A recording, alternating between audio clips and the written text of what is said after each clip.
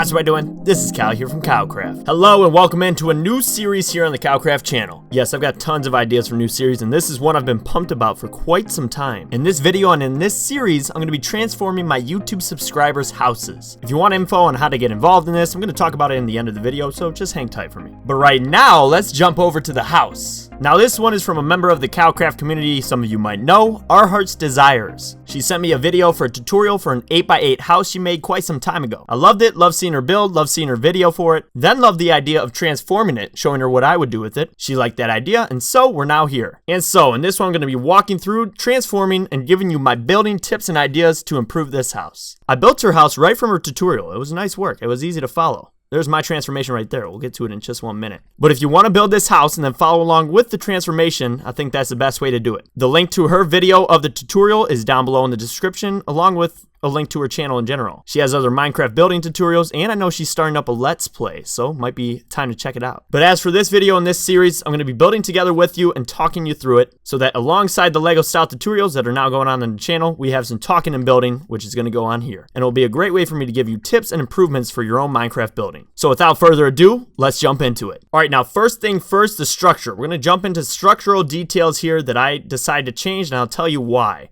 So straight away on the front here and around, you can see she has the oak logs all throughout. I love the design and texture and detail with it, but we need a little bit more depth up front to give it some more shape and to not have these textures right here overlap. To do that, we're going to simply bring out these extensions on this medieval two-door rustic style house. I believe that's the style that we're looking at right here. We're going to bring these out, which kind of match with the original kind of style in general, and they give it a better shape right away. It also leaves it so we don't have that oak texture right there. We have the end of the oak, and it looks good, and it looks consistent throughout the whole build. The next thing I noticed and looked at when transforming this, and we'll jump around different spots, is the overlay of the roof right here. She went with the oak kind of layered on top of the trim. One thing I always do is I always match up and line up this trim up top here, because the idea is it's one seamless trim. You don't want to be breaking it up with different textures. It kind of looks a little bit different to the intended goal, which is to make this one trim around the texture of wood we're following. So I would recommend removing and replacing this entire trim all around so that it now fully matches throughout the entire build and is seamless in that way. It looks a lot sharper and it looks a lot more clean. Now, I do like how she did the little texture up top here, but I'm going to switch it for my own purpose. Because we have the stone brick trim now seamless, we don't want to take too much stone brick or whatever textures you're using for your roof up top. So I'm actually going to switch this all to oak. And with that now transferred over, we get a much more natural looking vibe to it. You see how it kind of looks a lot more clean and natural? That's good, but it also looks a little bit too blocky with oak. That's the problem I arrived at right upon switching that. So we're actually going to add in this unique roof detail that first off looks sweet, but it's going to break up that oak so there's not too much of it in one spot. And so you saw me placing it in a little bit, but we're actually going to pull logs across this top, which are also going to help our interior once we fix up the interior. And then pull logs down in this pattern right here. Now we want the logs facing out once again so it all matches up and it's seamless. And then we're going to remove these stairs right here and add in fences. I'll tell you why fences in just a little bit. They're actually going to match with some of the wall details we're going to change. But then we're going to put these trapdoors on top to complete this look so it's not too empty. And this gives us an awesome looking roof detail from the exterior that breaks it up from every angle you look at it for. It looks sharp from down here. It looks sharp if you're looking up above, especially with those trapdoors up top. And it looks especially good from the interior. So I'll show you that in a little bit. But you'll see, we're going to replicate that same detail on this side and take out the oak log structures that we place in to get those logs in place. And we're going to have this structure on both sides just so that it's not too, bland on either side. It kind of matches. The symmetry is not necessarily needed. You could leave one side open, but we don't want too much oak on this side of the roof as well. So we're switching it on both, and it's going to leave that interior detail, which we'll take a look at in a little bit. It's going to be awesome. Now, why I decided to go with those fence posts, I'll tell you why right now. We're going to walk through the walls, and you can see she put chests all the way on the exterior, which I actually like. First off, gives you a lot of storage for survival mode, and it kind of is a cool detail that I never thought of using as almost a building block. But to break it up just a little bit, I'm going to come in here on these sides and actually replace some of these walls with fences. Again, it's going to impact our interior that we'll take a look at in a little bit. And I actually switched out, these originally were oak planks there, but go ahead and put some oak wood underneath them to give them a good detail lining up. And we're going to do that on all the different aspects, or all the different walls, except for the front wall, because the front wall has got the door right here. But we're going to do that on all three of these other walls right here. Now this is going to bring in a lot of awesome natural light to the interior. I was just about to mention that. And again, we'll take a look at the interior in just a little bit. But it's going to bring up that beautiful natural light into the build, which is very key. And it's also going to give a little bit of breakage on the exterior that looks good. So it's not too overwhelming with chests. It looks balanced, and the fences that we made on the ceiling roof all funnel down and match up with the rest of the build. It's a cool detail to add. Now, since we're out here on the front wall, first off, I'm going to remove these torches out front just for the front view. But I'm actually going to put a little bit more detail on this area right here just by adding in some upside down stairs. It really highlights the different gaps that we have now separated with the logs. So it's just a nice little detail to add right there. Not too, complicated, or it's not too critical, but if you add those in, it definitely helps to the design of the overall house and the look. Now with that, we're just about done with the exterior. There's some external details I'm going to add in and walk you through real quick. But other than that, I really do love the structure of the house. It's your simple square shaped house, but I love more than anything these trapdoors on top of the glass right there. And I love the coordination between the logs and the rest of the build. So, we added a little bit more detail with it, but our hearts, you did a great job with the original style. But as I just mentioned, we definitely want some exterior improvements, some externalities in terms of paths and type of stuff like that. So look, I'm just going to plug in a simple path coming out the front, and she had those torches on the front before. I'm thinking we add in just some simple fence posts with a torch on top, just to give it a little bit more clean look on the very front and guide us through our path walking into our building. So if we complement that with some grass all throughout, because you definitely want to have some grass breaking up and giving it some depth on the floor so that it's not all one flat level land. You see that flatness? We don't want that flatness. The grass really adds to it. So if we texture that up and get grass all throughout the exterior of the house right there on the base, it's definitely going to improve it and give it some more depth on the ground, which improves the house. This is a very simple and subtle detail that will definitely add an improvement, trust me. Now again, with that, the exterior was already pretty good, so we did fix it up and set it in. We're going to make some major interior changes right here, but I want to give you a quick look at what our hearts decide to go with. Pretty simple. It's your survival looking interior, and I didn't show you the roof before, but you can see it now. This detail right here adds in a ton of natural light. Here, let me get you a look from before. You can see it's pretty concealed, darker, and pretty basic in its way. But now if we fly out right here and take a look at these details plugged in like this, look at the overlooking area we now have. It looks real sharp. Now we'll get to transforming this second floor in just a bit, but let's start with the ground right here. Now with this first floor, I want to keep her survival theme, but I did some reshaping. Of course, we added in these windows. Here, let me get you a flyover shot,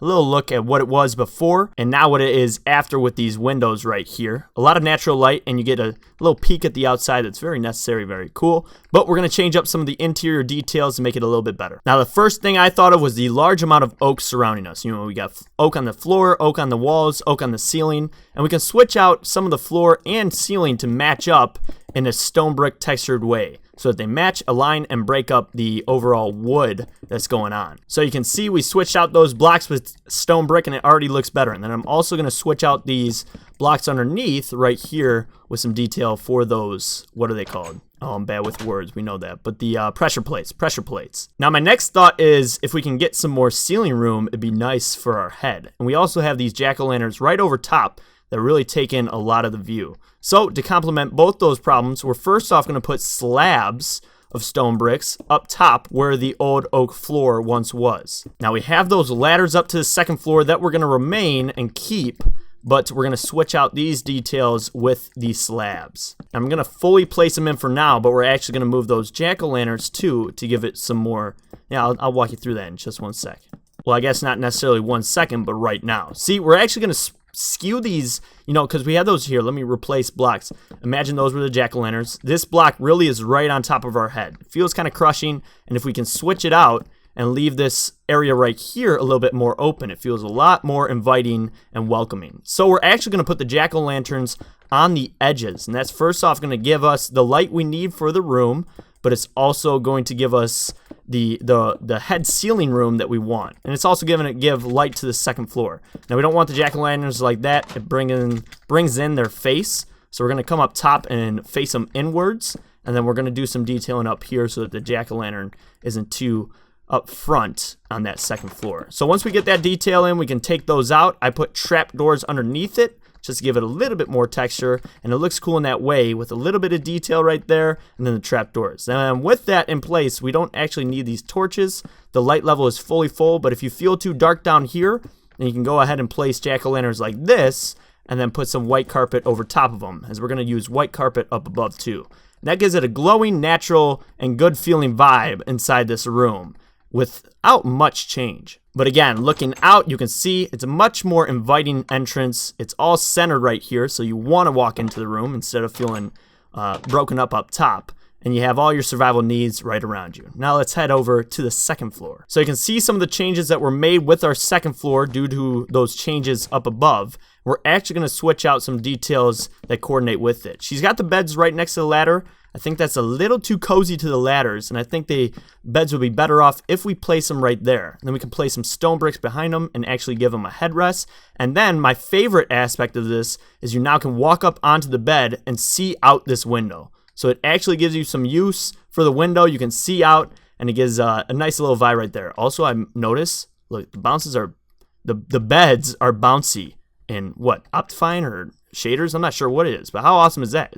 Wouldn't they add that? That's pretty cool though, and then we can add in some carpets on top of these to break up those different areas. I put carpets right there, and then I also I need some stairs. Can pull some stairs off this ceiling, and I was actually going to place a desk here, but we want to leave it open so that we can walk straight up to this window. Now the trapdoors do look cool on the outside. They do block our view a little bit, but we still have a pretty good view. They let the light in, and I like that detail. But I do like being able to walk up to that window. But we don't need that on both sides, so we're actually going to come over here and make a little desk end table at the end of this room with that carpet underneath it. And then to get some green in the room, we're going to do a flower pot with just a little bit of an oak sapling right there.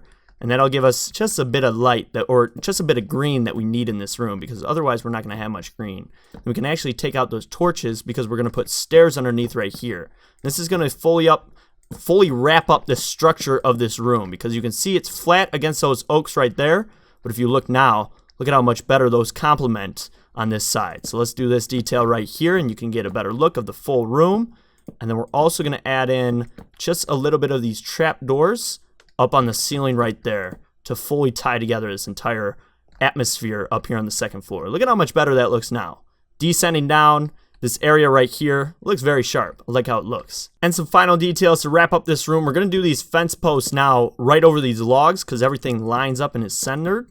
And that looks good first off because it's coming down and fully wrapping up that shape. And they all line up, and it separates the 2-eye gap, 2-eye gap, 2-eye gap. So the bed is centered, the chests are lined in, and everything looks good right there. And now that we have this centered area right here, we're just going to put some furnaces with some tops on them just to give it a little bit more detail. And now that that's all set, you could place some white rugs right in the middle here if you want. I myself am leaving them out just because it gives it a little bit too much white on the ground otherwise. But yeah, that looks good. And I really like that green right there. Look at this. Look at this shot right here. There you go. That's an interior. A really simple one too that now looks real good. And one final detail I noticed in my original design, I did some torches on these edges that I do love because they bring in some light to those edges. They kind of feed your eye all the way around up top, and they just light up the room even more. But yes, with that, the transformation of the interiors are complete. You can see a second floor look one more time, and the first floor too. Perfect for your survival house. Very easy to gather materials and blocks to place. And then you have the beautiful looking exterior to walk into as well. So yes, that's the transformation details I would make to this house. Hopefully you learned a few things you can take into your Minecraft building, or built along and now have this house to live in your survival world. Our Hearts, great job on the original design. It was fun to transform. Hopefully you liked the changes I made. And for all of you watching, whether you built it or not, go ahead and comment down below what changes you might make to the build. Love to hear your ideas, and you might help someone out in the comments. This video was really fun to make, and I do plan on doing more. There's not going to be one way to get chosen for these kinds of videos. videos. I'm just gonna kind of pick it by situation. But what I would really love to see is some video tutorials that I can follow for a house, so that I can follow your tutorials, see you making videos on YouTube about Minecraft, and then transform it as I would. But like, I got a few other situations. I got Mass, who sent me a redstone house I'm gonna be transforming here. I have only one who sent me a picture of a partial design for a house, and then I'm gonna transform and build up the rest of it. And so yeah, there's more than one way to get involved, but I'll be selecting some and doing some more transformations. And in the process, we'll all be improving our building. Sounds like fun, right? So yes, best places to contact me: Twitter, send me tweets. I always see tweets, whether it's your link or your picture, whatever you want to do. We're on Discord in the KyleKraft community chat. I'm gonna set up a thread for you to place your ideas, just so that they don't get thrown all over in different places. Put them in this thread. That's where I'll be looking. So don't feel like you gotta PM me it. Go ahead and place your link or your picture down in this thread in the Discord, and I'll be checking in there. And then everyone can see it too, so people, can get some tips. Everyone can check it out. I think it'll be a pretty cool way to do it. So yes, more transformations and videos to come. Our hearts, this transformed house is now ingrained into a neighborhood in Crafty Island too, so that's pretty cool. And yeah, there's nothing more to ramble on about. So that's it for this one. Thanks for coming.